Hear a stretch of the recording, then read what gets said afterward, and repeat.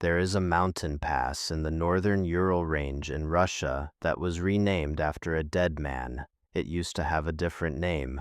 After February 1959, it became known as Dyatlov Pass, named for Igor Dyatlov, the 23-year-old engineering student who led 9 people into those mountains and did not bring any of them back. The group assembled in late January 1959 in the city of Sverdlovsk, now called Yekaterinburg. There were 10 of them initially, 9 students and 1 older man, a World War II veteran named Semyon Zolotaryov, who had joined late and whom most of the group did not know well. They were experienced. This was not a casual outing. Several had completed difficult mountain routes before. Igor Dyatlov himself was known as one of the best young mountaineers in his region. They were attempting to reach the summit of Otorten, a peak in the northern Urals, a journey that would earn each of them the highest Soviet mountaineering certification. They were fit, trained, and prepared. They set out by train on January 25th. They reached the last inhabited settlement, a small Mansi village, on January 28th. From there they went on foot into the wilderness. Their plan was to reach Otorten, summit it, and return within 3 weeks. Dyatlov had promised to send a telegram when they arrived safely. The telegram never came.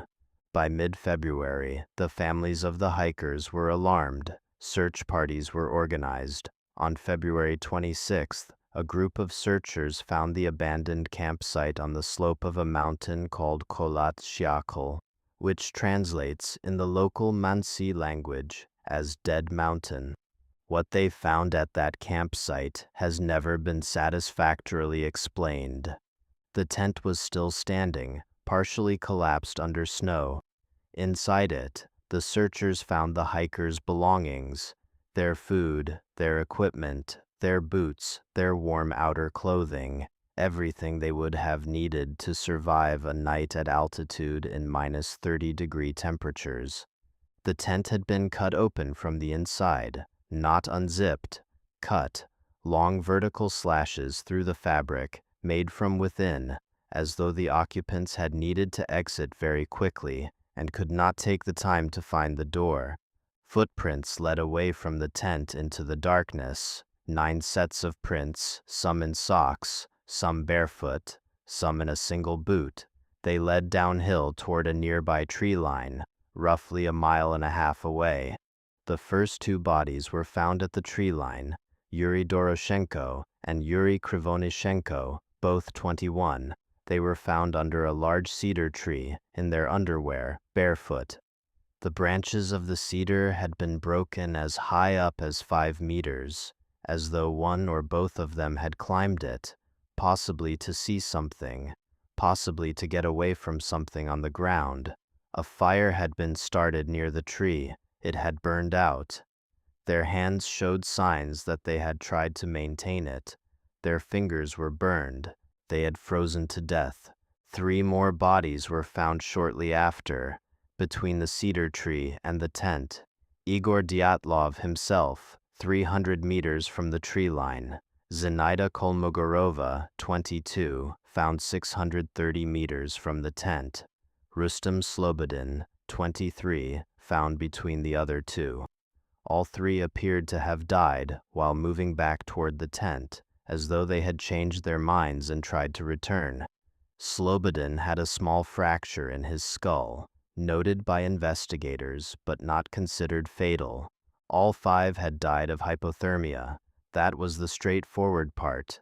The remaining 4 hikers were not found until May, when the snow melted enough to reveal them in a ravine, roughly 75 meters from the cedar tree. They had been covered by 4 meters of snow, and their deaths were not straightforward at all. Nikolai Thibault Brignol, 23, had massive skull fractures, the kind of trauma consistent with an extremely powerful blunt force impact. Lyudmila Dubinova, 20, had fractured ribs on both sides of her chest, multiple ribs, broken inward. the kind of injury a forensic expert later compared to being struck by a car at speed or surviving an explosion. Her tongue was missing. Semyon Zolotaryov, the older veteran who had joined the group late, had similar rib fractures. Alexander Kolovatov, 24, had an unusual deformity around his neck. The forensic examiner noted that the internal injuries were severe, catastrophic even, but that there was almost no external bruising or damage to the skin. Whatever had caused these injuries had done so with enormous force, applied in a way that left the outside of the bodies largely intact. He said he had never seen injuries like it. One of the female hikers was found to have significantly elevated radiation levels on her clothing, a detail that has fueled speculation for decades. The source of the radiation was never explained. The Soviet investigation was opened and then quietly closed. The conclusion stated that the hikers had died as a result of an unknown compelling force. The files were classified. They remained classified for decades. When they were eventually released, portions were missing. The theories have accumulated over 60 years. An avalanche. But the snow conditions at the site were not consistent with an avalanche, and experienced mountaineers would not have camped in an avalanche zone. Infrasound, low-frequency sound waves generated by specific wind conditions over mountain terrain that can cause panic, disorientation, and hallucinations in humans.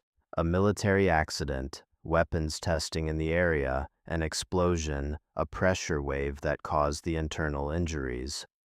An encounter with persons unknown, the Mansi people, Soviet authorities, unknown third parties. A katabatic wind, a sudden violent downdraft that could theoretically explain the tent being cut from the inside without explaining the injuries. None of these theories have been proven. The Russian government reopened the investigation in 2019 and concluded, officially, that an avalanche was responsible. Most researchers who have spent time with the original case files do not accept this conclusion. The injuries are inconsistent with it. The footprint patterns are inconsistent with it. The radiation is unexplained by it. 9 people, experienced, capable, prepared. They cut their way out of their own tent in -30-degree temperatures and ran into the dark in their socks. Some of them climbed a tree. Some of them tried to go back. 4 of them ended up in a ravine with injuries that a forensic examiner said he had never seen on a body before. The pass bears Igor Dyatlov's name now. The mountain is still called Dead Mountain. Whatever happened there on the night of February 1st, 1959 has not been explained in 65 years, and the file that might have contained the answer had pages missing when it was finally opened.